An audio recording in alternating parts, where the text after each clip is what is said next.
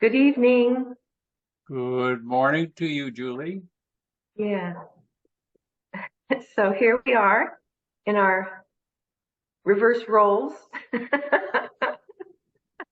So Number, yeah, number 4, is it? number 4. Okay. Yeah. So I'm going to re-establish a link to what we had been having a dialogue about from last time, and following the same conversation that is focused on a communication that you made that is expression of your own understanding and process and Adida. And then also it ties in with your whole life process. Interestingly enough, it reveals a lot about your own ordeal.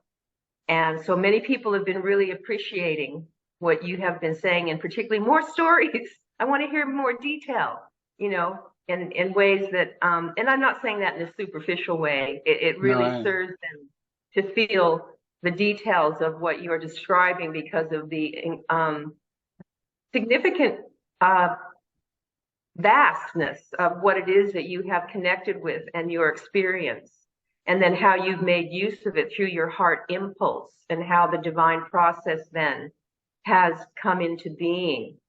And you have grown in it and understood significantly, and also then been able to help a lot of people in your own life as a result of that. And I think I mentioned something to you that I really appreciated that I want to acknowledge, and is this matter of your understanding of the relationship to Adida, in specific relative to the responsibility that comes alive through the discriminative intelligence that is awakened at the heart.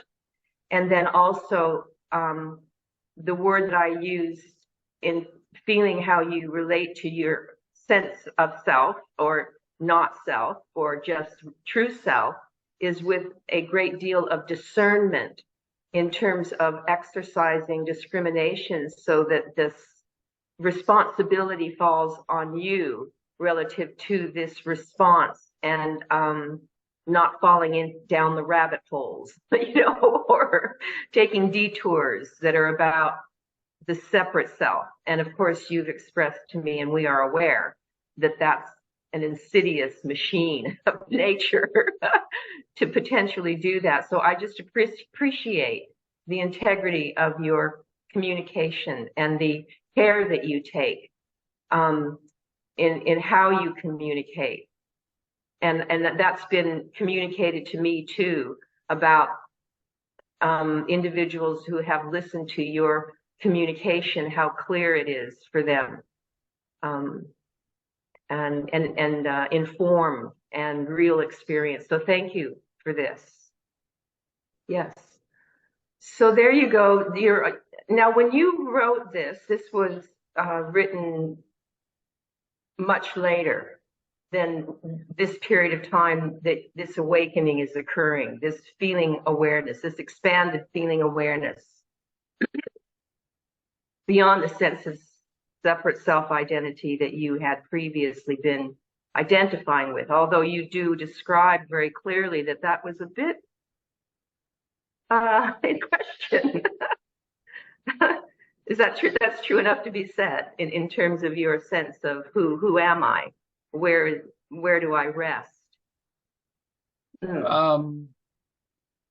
Yeah, because the rug was torn out from underneath me. The ground, this sense of security of having an identity was pulled out from underneath me. And so there was this sense of exaltation or freedom, but in the same breath, there was a wildness to it. There was a sense of freedom, but it's also a sense of madness, because it exceeded the confinement of the culture and the language and the understand, it just blew everything, blew, all the circuits were blown. Okay. All the circuits are blown. So Okay. how I have to say that this is a very delicate period of time because it takes away one's understanding, and you actually have to reintegrate without the previous tools. I mean, Mm-hmm. I so understand. Mm, mm, mm, mm. So, with the writing that you did then, it's retrospective to a period of time. So if for a sense of feeling what you're describing, is anything come into visibility in terms of experientially, like moments in that period of time that you could bring us back into that would bring this alive in your description? Mm. okay. I mean, I'll put it in a context of my life, and here I am. Yes, yes. I've been um, recently discharged from the United States Army, where Okay. I was drafted and I got out. This is like 1968, 1969. And Mm. the world that I left in 1966, 66 was very organized, and it was, it's Walt Disney and Walter Cronkite and Evening News and Jack Kennedy, whatever. Yes, yes. And you heard a little bit about beatniks in New York City. This is on Long Island in New Mm. York. And I came back, and it was a radical transformation in the little hamlet on Long Island that I lived in. Mm. And people had long hair. They have bell bottoms. It was a whole different music cult. Not that I was into music, but my father was a jazz musician, and we did take contemporary music in our house. But people were not drinking anymore. They were doing LSD was a primary substance of use. Downers, what I call from the Rolling Stone crowd. Mhm. Reds, we call them reds.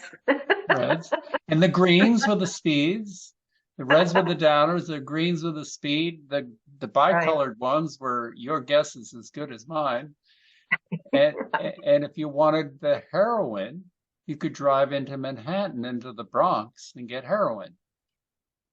And so I just was still,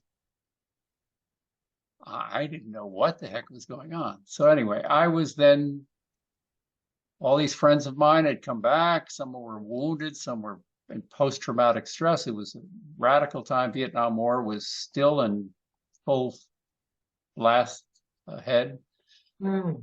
Um, and there was a lot of fallout. There was a lot of, seriously, I mean, I remember walking into people's houses and they were in a fetal position because they had just got discharged, and he was coming out of a war for 12 months, shell Mm. shocked, as they said in World War II. Now it's post-traumatic stress.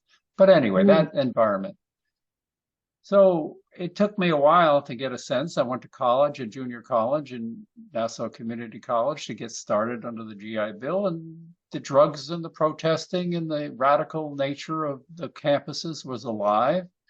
I'm a Mm. veteran. I'm about 3, 4 years older than these freshmen that I'm now entering college. And these people are well steeped in, the psychedelic world. So anyway, I did get introduced to LSD, and that opened up the doors to us Huxley nicely said about mescaline, the doors of perception. But LSD was way beyond the doors of perception. LSD is a rocket to the moon, so to speak, and it's way beyond the subtle dimension of consciousness. It will take you through these levels. And it's not like MDMA where you get 10 minutes into the causal and then you come back. This is where you travel and you go into these dimensions, not through the two eyes, not through a mind of language. It is through the third eye. It is through here. It is through what Castaneda or the shamans would call the third eye, and you would travel. But one of the things I realized is that, and it took me a while to acclimate to this astral travel, really what it was, because I could see as clearly with that third eye as I could with two eyes, with eyes open. Right. And so that became more real, in a sense, than this physical world. And that was very, very powerful and instructive because it had a sense of reality to it that was much greater than this reality that we live in. I lived in this kind of day-to-day world.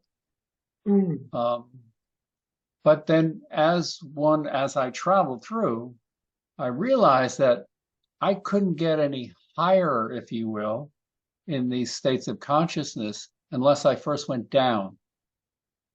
Now, this is very paradoxical. Okay. Because what I found is that there was something pulling me down as I was going up. Okay. And so I had to investigate down, meaning, I only know it now, I was going into my unconscious state, which I then discovered was in my belly, was in my navel. That was the dark. That was the darkness. Yeah. And so then I would run into very, very dark forces. It was in Greek term Hades. It was down in the darkness. It was in the deepness of, I think Robert Bly had a term called it Iron John, that you had to go down, down, down before you were cleared by mission control, your heart. I'm going to use all the different kinds of. Sure.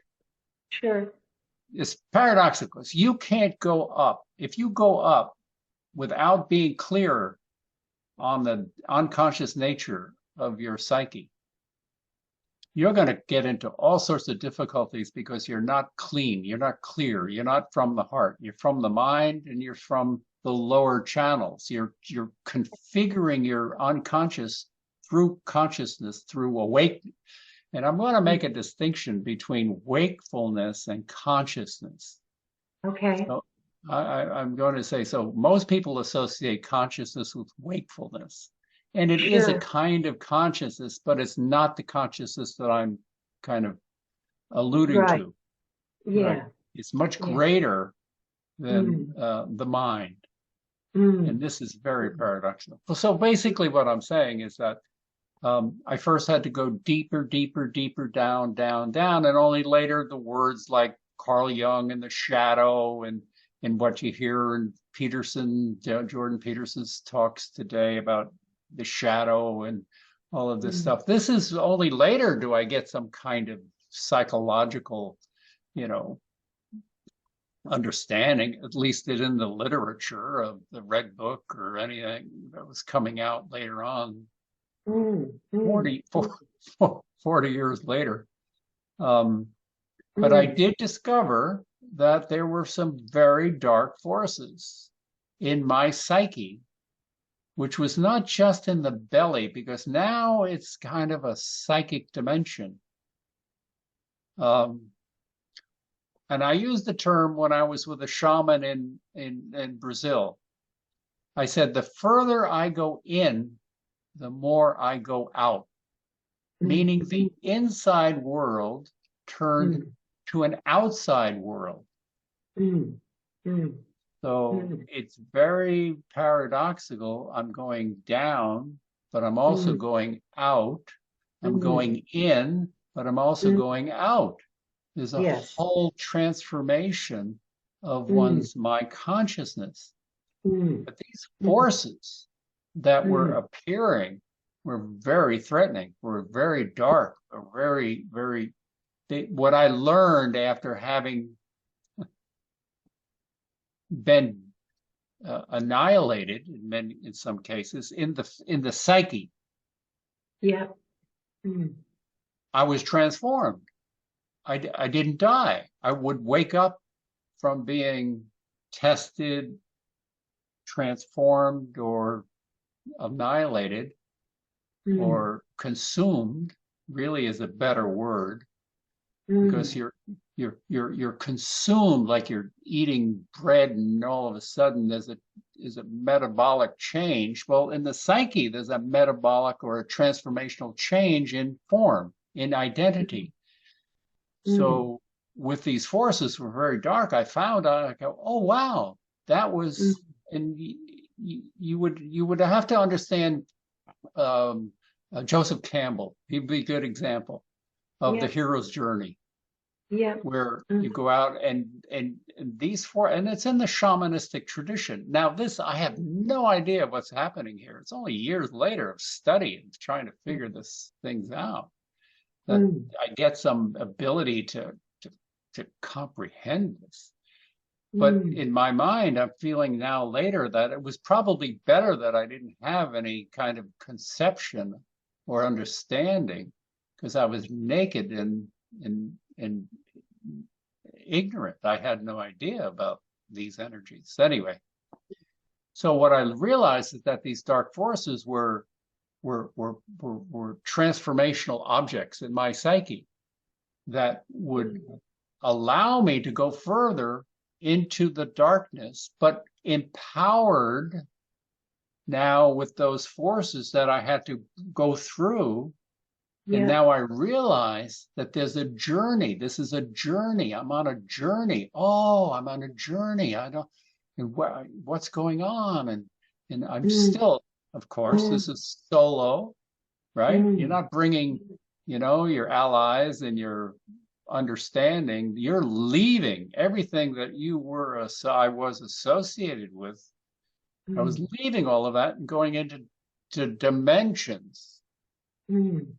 And forces that and probably if you were a tunnel rat in Vietnam, probably that was something that you would have to go through and deal with those forces. And I know rangers who were in Vietnam and went north, they would talk about these same kinds of experiences, but in physical terms.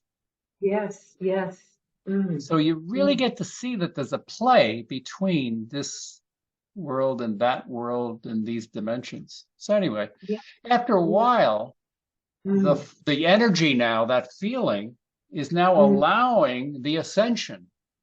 Now it's allowing you have passed some kind of test. So now you're allowed to travel, you go up into the higher dimensions. And now you get into blissful places, and also inviting and tantalizing and seductive and pleasurable, and travel on music, and you can go to you travel the cosmos like that in a second. Just put your mind on it and you're gone.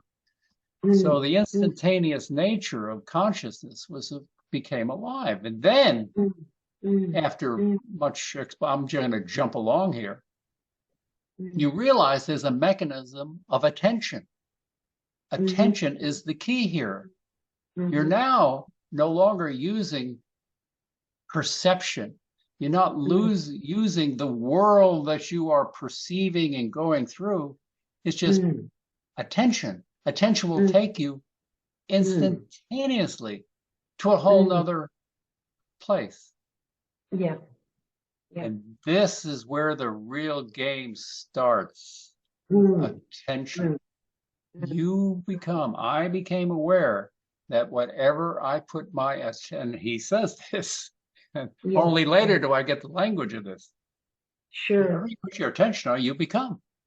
Yeah. Yeah. Yep. Right? Yep. Yep. But the paradox here is you're still confined.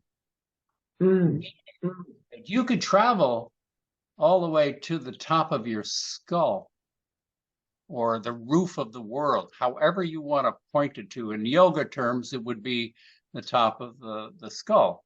But in the world that I was traveling, right, in the world that I was traveling, and there was no skull, there was no body, it was just the top. Yeah. But you realize that there was a top. Very paradoxical. Now you're going, okay, I'm in the God world. I'm in the higher dimensions. I'm seeing things that can be very tantalizing for a mystic. Sure. You're really in. Now this is all here through the third eye. And now you're running into great beings and teachers and tests on whole nother levels and domains of crystal domains of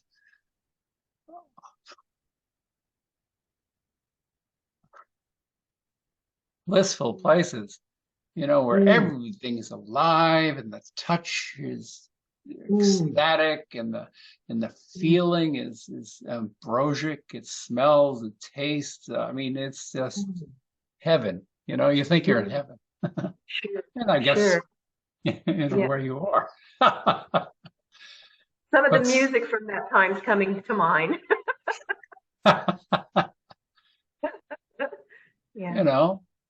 But there's still a sense of this attention.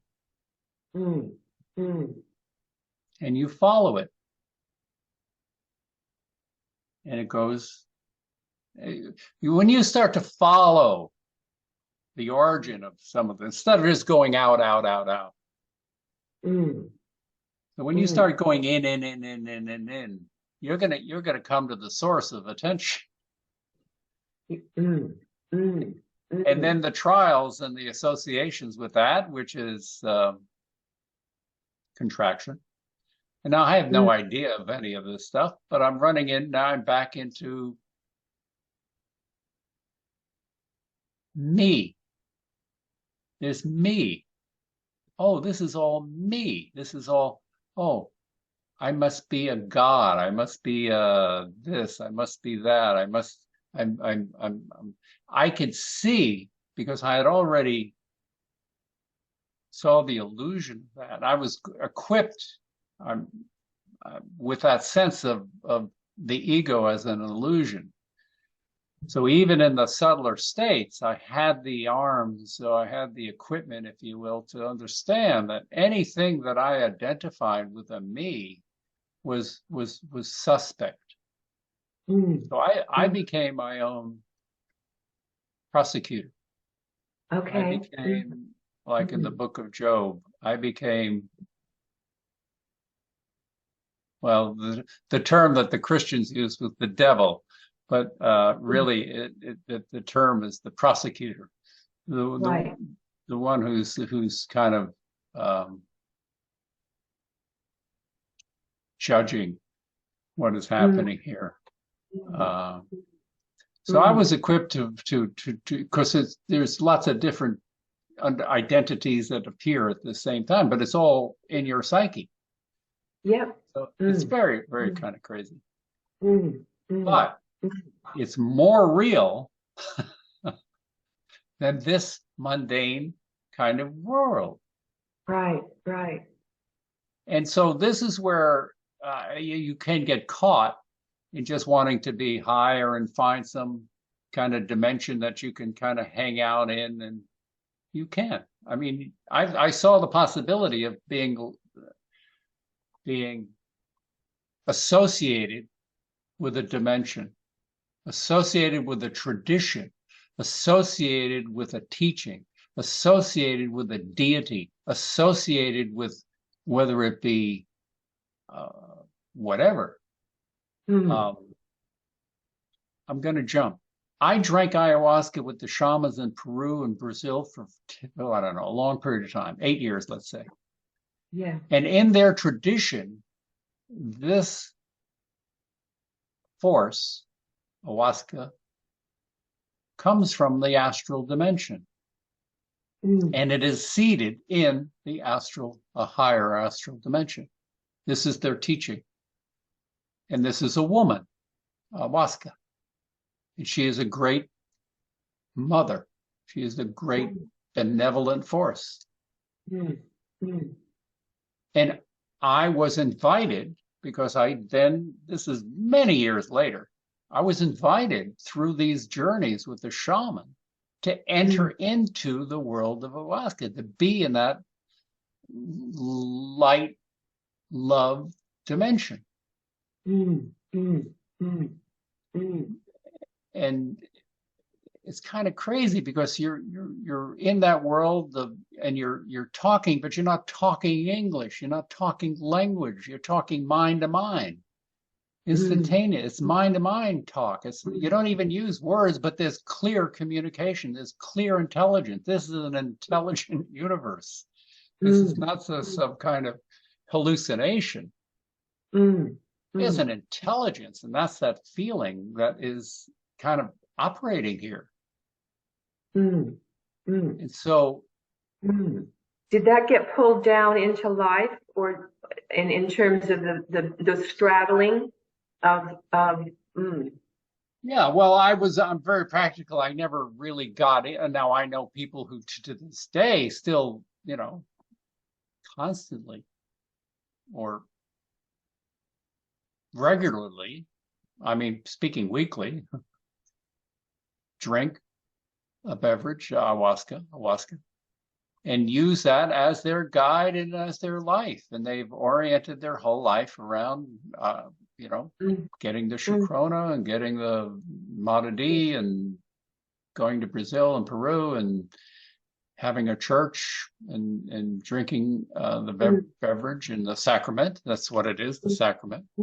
No different than the mushrooms or the synthetic chemicals that are used today in many different ways. But I knew that was not my place. Somehow I knew that was not what I was about. And I have to put Arida as the central role and central figure in my sense of understanding. Only later on, but coincident with this also. So I'm guided by a lot of what his wisdom teaching gave to me. And also his person, which was profoundly influential in these kinds of experiences, because I'll just relate one experience, and I think I've told you before about this. I was in a shamanistic journey and with the shaman and other people, and I was taken to these higher dimensions. And I was taken to these places that were quite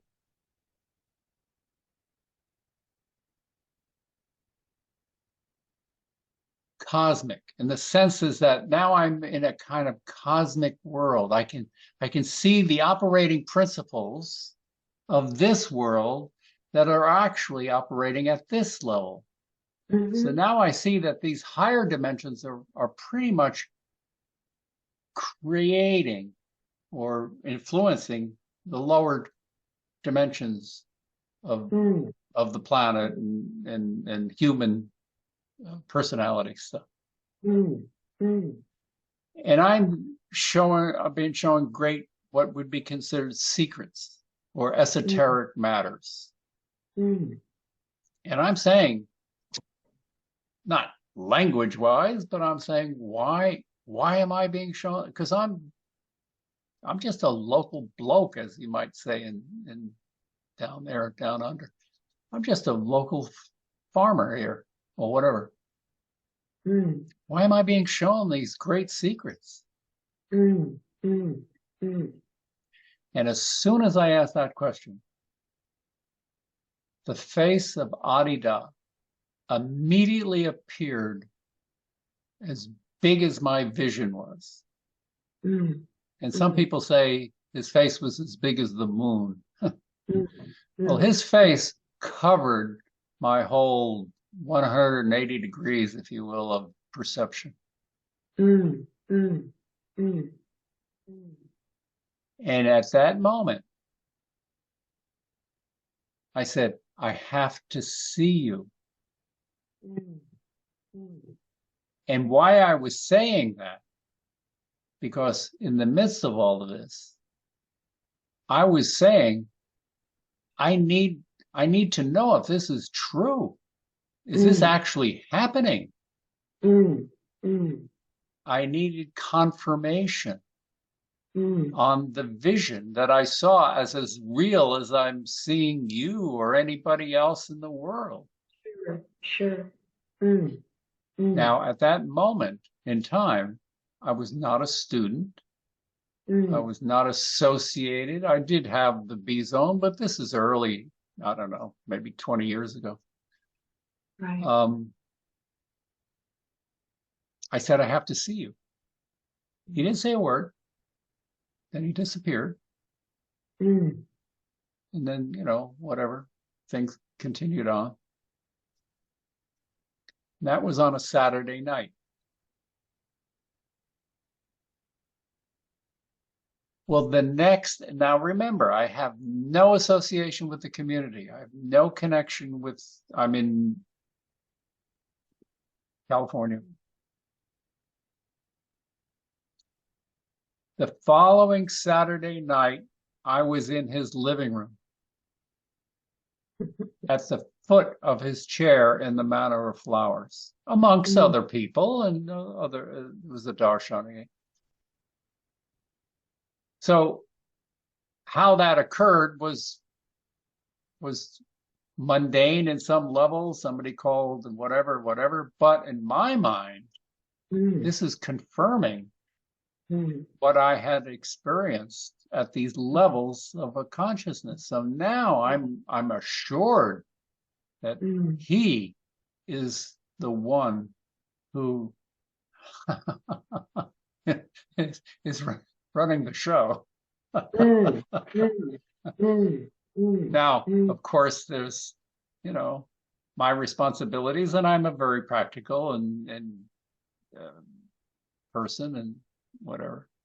And I'm mm, very clear that, these darker forces that I was first associated with have to be handled and have to be dealt with, and the world has to be dealt with, and my relationship to money, food, and sex, as he says, these elements mm, of life mm, have to be worked through mm, in mm. these kinds of purification and enduring um, trials of Yes. tests, because now I'm beginning to see, oh, okay, this is really a test. These are tests. This is not just a free ride home, ollie home Mm, free. mm, mm, There's a mm, process that's going on here. mm, And remember, I'm coming from a Western tradition. I have no sense of sadhana or mm, guru devotion or mm, mm, the different levels of consciousness. I'm not schooled in that. I don't have any background in that. And so mm, from that, those kinds of experiences, now I no longer do these kinds of substances, and I've turned the mm, meditation from very early on mm, because I mm, saw the need to have some sense of sanity in all of mm, this.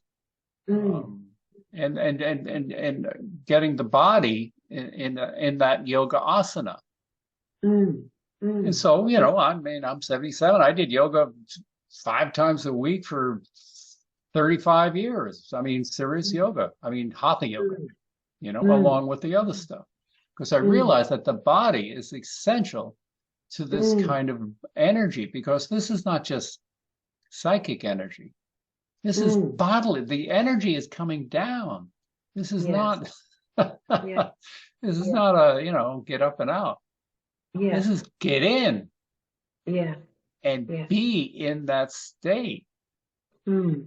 Because this is what was shown much greater than, becoming a teacher and a drug and alcohol counselor and a internet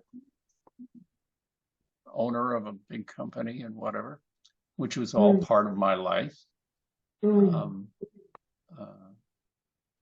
So, there's something much greater.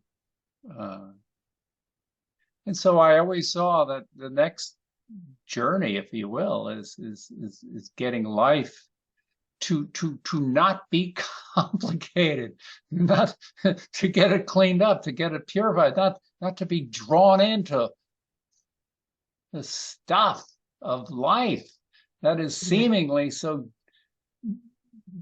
hard to deal with, and all the problems and everything and that. And then, you just got to, and it really isn't that difficult. It's just handling things you don't want to handle, seeing things you don't want to see, doing things you don't want to do and you're not comfortable doing it. Stretching beyond what you want to stretch, going beyond what you want to do. Because the demand is that this is the situation. This is the situation. If you're going to handle it, well, do it. Now, don't give me an excuse. Do it. I don't want to do it. That kind of thing. It's a hard school, but I guess the Army trained me in some way to just stop your whine and do it. So it's a little bit hard. It's not so feely touchy and encompassing and empathetic. I mean, there is empathy, but what you're seeing, what I see, is that you see the limitations. So I'm dropping back now to what I'm talking about. I'm talking about just regular life. And you get to see what people are dealing with and what keeps them in their place and what keeps them in I think he said the best way to tell about the first three stages of life, the characteristic quality is drama. Okay, drama. There's always some drama. There's something always pulling you somewhere. Something's got to be done. Something hasn't been completed. Something is still. The dog is still barking. Not just the dog, but the feeling associated with the dog and the feeling, your attachments and all of these things. This is a very complicated and deep subject. And there's psychology and all sorts of things associated with it. So I think for the, just to finish up this question,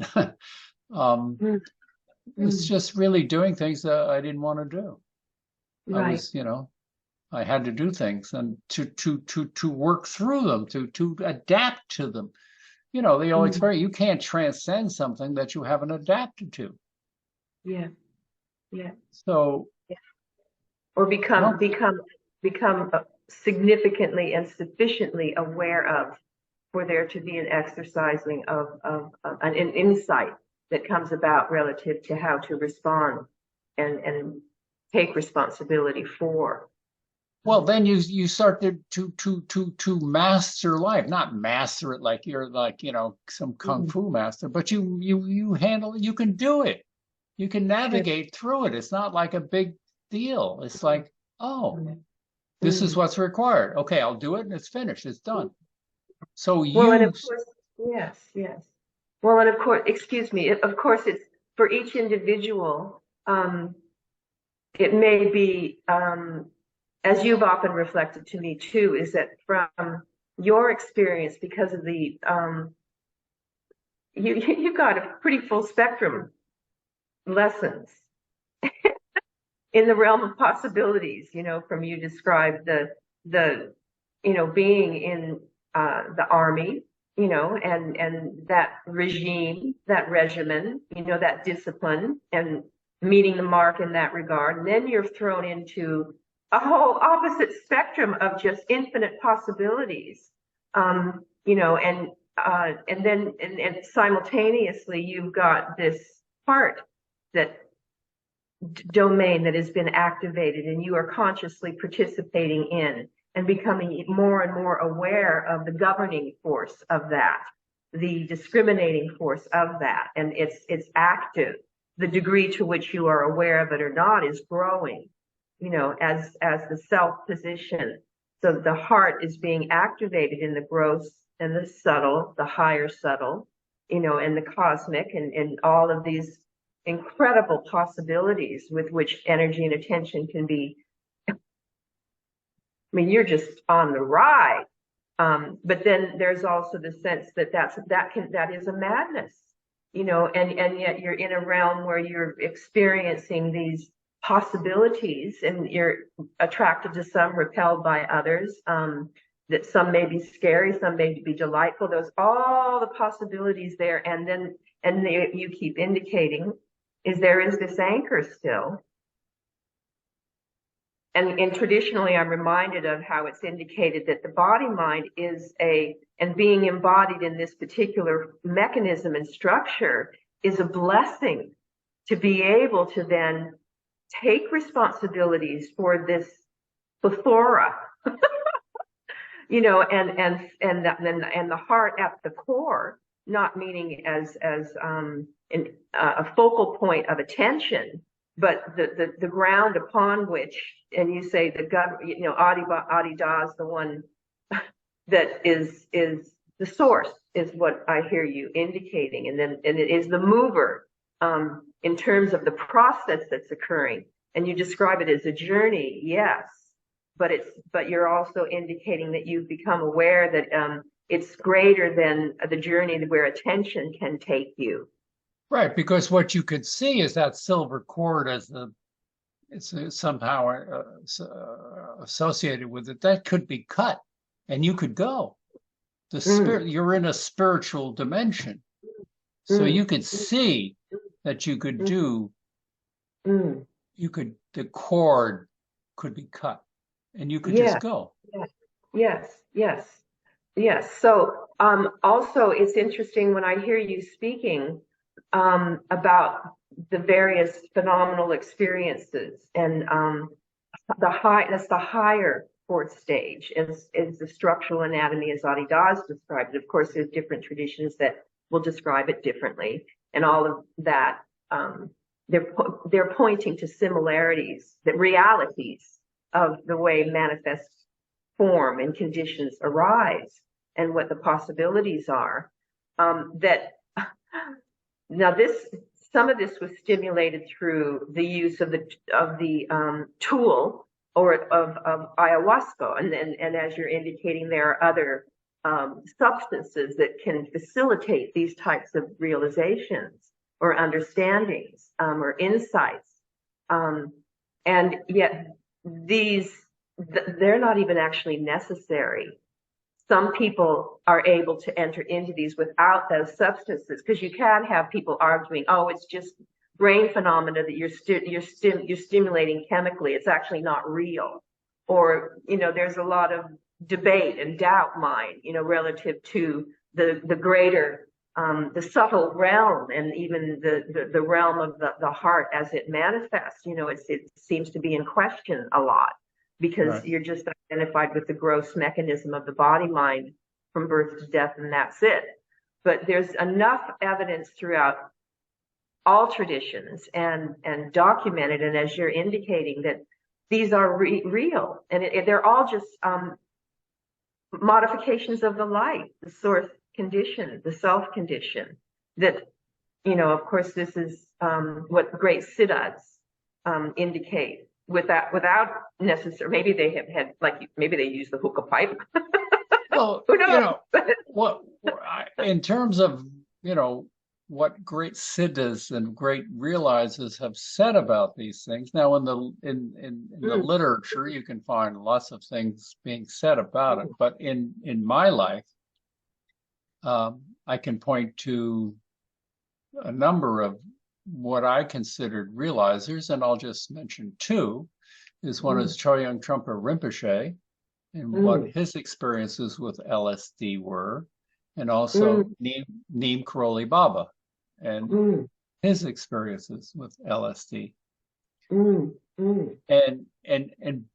both of them confirm that they are real in themselves. They're not the true sense of it. They're mimicking the experience, that you actually do go through these dimensions. You go through this in consciousness, and they can be useful tools,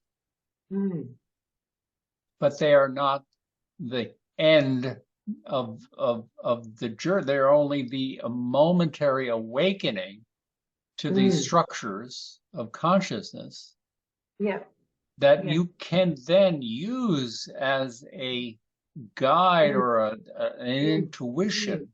There's something much greater, but then that's what should lead one to the real work in this world, in this life. And then when you do, as I have been doing for 45 or whatever years, meditating. And so I'm not going to speak to that right now, but I can just tell you on the short end of it that rain check. We will. that those experiences are no longer necessary to be mediated by any chemical keys, any chemical changes of serotonin and whatever, Those no longer that, because these are inherent in the structure of the cosmos and the, as Adida points to, the esoteric anatomy of which is we all are existing in. So these structures are there. Now these chemicals are just momentary glimpses and keys that unlock these chemicals that then open up these centers that can be useful, but they can be very dangerous, and dangerous in the sense that the psyche of the person who's using these substances is not equipped. They can't. The reality of their regular world is going to be shattered, and sometimes you come back as a wounded. I'm not sure if you can.